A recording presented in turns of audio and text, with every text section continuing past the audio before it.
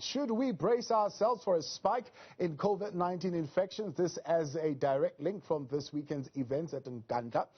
Or is there a direct link to this week's events at Nkandla? Well, Health and Social Security System Specialist Prof. Heever joins us now to unpack this a little bit further. Prof, good evening, and thank you very much for your time. The science of super spreading is what we are focusing on tonight. Why is the prevention of super spreads so important in the fight against COVID-19? The community-based transmission that shows an exponential rise is essentially driven by super spreading events. And so the exponential rise that we're seeing now is really the result of many contexts where a very small number of people infect a very large number of people in a very short period of time. And that really is the problem. And if you allow events like this to occur, then you're going to have a lot of people in difficulty very quickly. And I think that both the Nkandla affair as well as the EFF's affair are both indications of grossly irresponsible behavior that is going to put many lives at risk. So the last study released in April indicated that 10% of patients are responsible for 80% of the spread. If you look at India, 8% of infected people caused 60% of secondary cases. What are the conditions that favor super spread? Any crowded setting, people without masks, singing, sort of shouting, which aerosolizes the virus and can actually transmit it for quite long distances. In the EFF case and the Nkandla instance, people are outside, which does reduce the risk somewhat. But if anybody is transported in a bus and the windows are closed, no masks, people singing, that is going to spread very, very quickly and easily in that context. And what's known about this particular surge that we're experiencing now, this wave, is that the predominant variant is the Delta variant, which is about 90% more infectious than say, the Beta variant, the South African variant. So that's a real problem. It means it takes a very small dose of the virus to infect somebody. And that means that the sort of asymmetric nature of infections tends to increase substantially. So discuss these factors and how they play into this, the individual's infectivity and the particles that are contained in each droplet that falls or whatever that sprays into the air, and how much air is in circulation. Yeah, so originally people were thinking that this virus was spreading in droplets, and that the droplets might be in the air, but they're heavier than air and they sink onto a surface, and that's where people were getting infected. Well, it's pretty clear that it's aerosolized now. That means it's airborne. And by airborne, it's not in the droplets, it's in very, very small droplets. It means that it'll actually stay up. It won't float down. It will cross a room.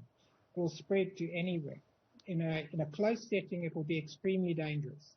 So that's why in winter periods, it's very problematic, very difficult to contain, because so many people are actually staying warm indoors. If they're traveling on public transport, they're closing windows. If you've got an air conditioner that's just recirculating the air internally or a fan, then basically it's spreading the aerosol very, very efficiently. So if you have to think of an aerosol can of doom or something like that you spray, and if you can smell it after somebody has sprayed it quite far away, that's indicating just how transmissible the virus is. That's aerosolized. And that's the danger. And I think that that's what we missed certainly last year, was that a lot of government was basically treating this as if this virus wasn't transmissible through the air. And that was a big mistake. The reproduction rate, or the R, quite important. Let's talk about it in the context of the Delta virus. For example, in the initial phase or wave of infections, right, in the United States, 4 people attended a conference. Out of those 4, 2 of them did not go and affect anyone, but the other 2, one affected about 4 or 5 people, while the other affected 21 people. How do we know how this is going to go?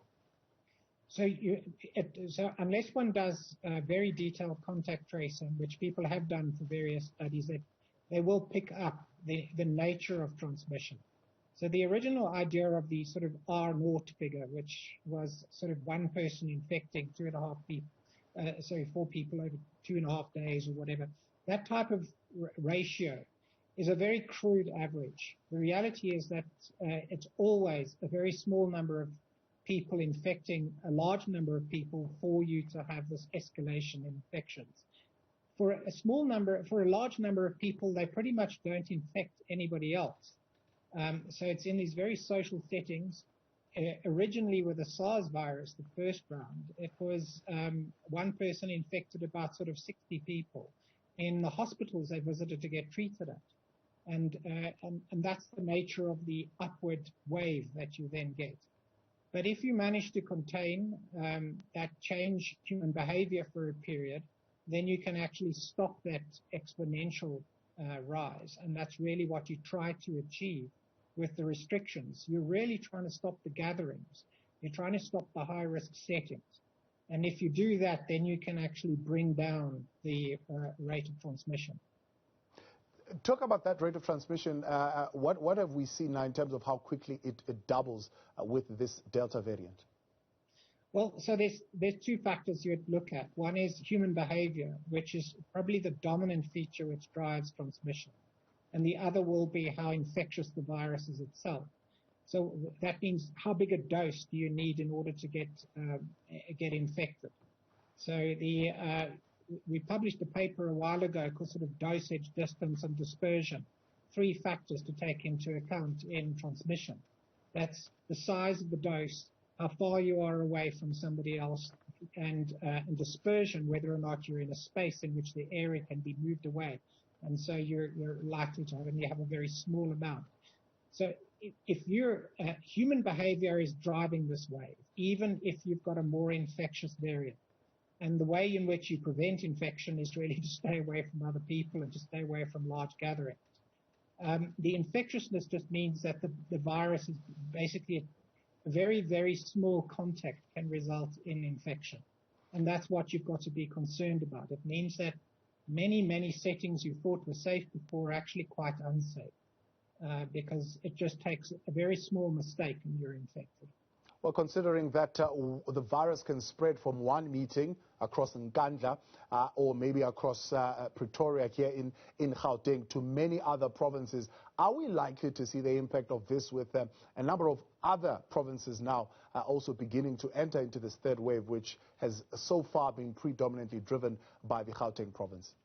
We are seeing a rise in all provinces apart from those that have experienced a very early wave.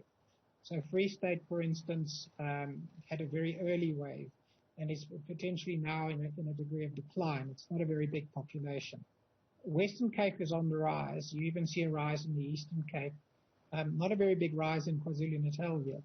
So this is not necessarily going to be, the waves are not necessarily going to be driven specifically by these 2 events that we're seeing now.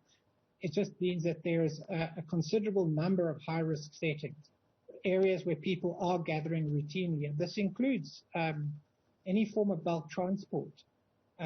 So what would have happened potentially from Nkandla as well as the sort of the EFF march is that people from within those marches and those gatherings will go home and infect their entire families. And so there will be that particular wave. If there are people there who seed further surges in infections in other high-risk settings, then you'll have, in other super spreading contexts, then you'll have a further wave driven. But hopefully out of these 2 events, if the restrictions are maintained and they're adhered to, then it might still be contained. But I don't think that the overall waves are going to be driven by these 2 events.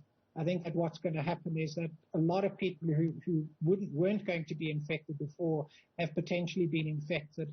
And because people are taking that virus into homes, you're going to have multi-generational groupings that are infected before they've had a chance to be vaccinated. Health and Social Security Systems Specialist, Professor Alex van der Heever, I appreciate your time. Thank you for joining us tonight on In Focus.